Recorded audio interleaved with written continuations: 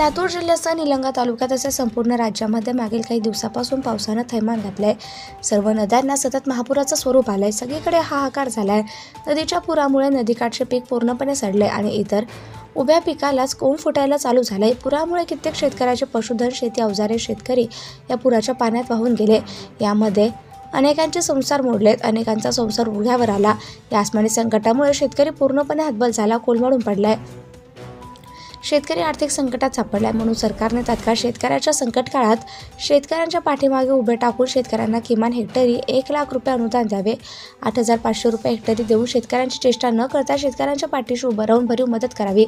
सध्या सत्तेत असलेले मुख्यमंत्री हेलिकॉप्टर नेऊन पाहणी करून गेले खरं, पण शेतकऱ्यांच्या जखमेवर मीठ सोडून गेले का, असं शेतकऱ्यांमधून चर्चा पाहाव्यास मिळते। म्हणून शासनाने ओला दुष्काळ जाहीर करून हेक्टरी 1 लाख रुपयाची आर्थिक मदत करून यांचा संसार उभा करण्यासाठी हातभार लावावा। यासाठी आज संभाजी ब्रिगेडचे माजी मंत्री आमदार संभाजी पाटील निलंगेकर यांना निलंगा येथील निवासस्थानी निवेदन देऊन मुख्यमंत्र्यांकडे मागणी करण्यात आली आहे। मागील अनेक वर्षाचा रेकॉर्ड या पावसाने मोडला असून खरीपाची पिके नासाडी झाली आहे। ऊस आडवे पडून गेले तर तूर पिवळी, सोयाबीन उभ्यानेच वाफही चालू झाले। यामध्ये शेतकऱ्यांच्या पदरात फक्त निराशाच आहे। तसेच आपण महाराष्ट्र विधानसभा निवडणुकीच्या दरम्यान आपण शेतकरी कर्जमाफीचं आश्वासन जनतेला दिलं होतं, मात्र सत्तेत आल्यानंतर याचा विसर आपणास पडलाय। शेतकरी पूर परिस्थितीतून जातोय। सध्या शेतकऱ्याचा कणा मोडलाय आणि या मोडलेल्या कणाला आधार देण्याचं काम सरकारने करावे, कारण महाराष्ट्रात दर दिवशी सरासरी 3 शेतकरी कर्जाच्या विळखाने आत्महत्या करतायत, हे वास्तव आहे। त्यामुळे तात्काळ बळीराजाला आर्थिक मदत करून हातभार लावावा। महाराष्ट्रात धनगर, मराठा आणि इतर काही जात समूह आरक्षणाची मागणी करत असून याबाबत समाज बांधव अत्यंत आक्रमक असून त्यांच्या भावनाही अत्यंत तीव्र आहेत। सरकारमधील काही आपले प्रतिनिधी आणि जबाबदार मंत्री या संवेदनशील विषयावर विक्षिप्त विधाने करून वातावरण बिघडवत आहेत, जातीतील निर्माण करण्याचे प्रयत्न करतायत। राज्याचे प्रमुख म्हणून आपण जबाबदारी हा विषय निकाली काढून असे बेजबाबदार बेताल वक्तव्य करणाऱ्यांना तंबी द्यावी आणि मराठा, ओबीसी तसेच इतर जातीय संघर्षातील निर्माण होणार नाही याची काळजी घ्यावी। ऊसाला सहकारी अथवा खाजगी कारखानदार FRP प्रमाणे 7 दिवसात ऊसाची रक्कम देण्यासाठी पारदर्शक कायदा करावा। दुधाला 70 रुपये प्रति लिटर भाव द्यावा आणि होणारी भेसळ थांबवावी, अशा आशयाचे निवेदन देऊन मुख्यमंत्री देवेंद्र फडणवीस यांना संभाजी ब्रिगेडच्या वतीने मागणी करण्यात आली।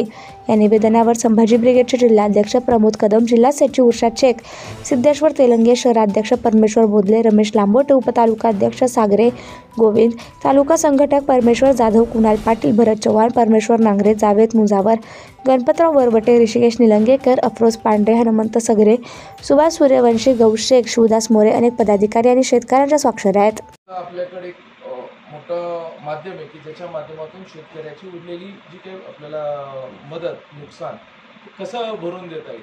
तर पीक काढणी प्रयोगावर माझं स्वतःचं लक्ष आहे। मी प्रत्येक गावाचा, प्रत्येक भागाचा मी स्वतः त्याच्यावर मॉनिटर करत आहे आणि ह्याच्यातून किमान 40 ते 50 हजार रुपये हेक्टरी शेतकऱ्याला विम्याच्या माध्यमातून मिळावं। हे 22,000 असं 60 ते 65 हजारापर्यंत एक फिगर कसं टच करता येईल। बघा, अनेक गोष्टी असतात की हे मी काल विरोधक जरी भेटले, मी त्यांना देखील आव्हान केलं की असं संकट जर पश्चिम महाराष्ट्रामध्ये आलं असतं तर तिथले सर्व पक्षाचे लोक एकत्रित, विरोधी पक्ष पण जी मागणी करतो काय ते काही चुकीची करतोय असं नाही, आम्ही करतोय ते काही चुकीची नाही, पण आज जिल्हा म्हणून सगळ्यांनी विचार करायला पाहिजे। जिल्ह्यातला शेतकरी हा केंद्रबिंदू म्हणून आपण सगळ्यांनी चालायला पाहिजे आणि जिल्ह्यातली एक समान भूमिका आपण सर्वांनी ठेवायला पाहिजे की शेतकऱ्यांना जास्तीत जास्त मदत मिळायला पाहिजे।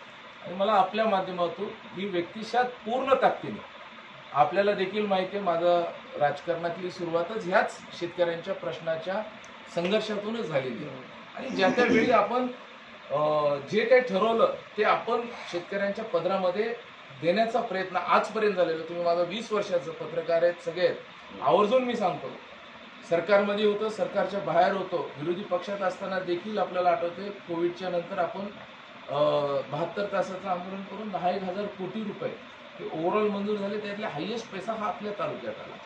गेल्या वर्षी देखील आपण जर पाहिलं, विम्याचे असतील किंवा इतर असतील, याचे देखील पैसे आपल्या तालुक्यात आले।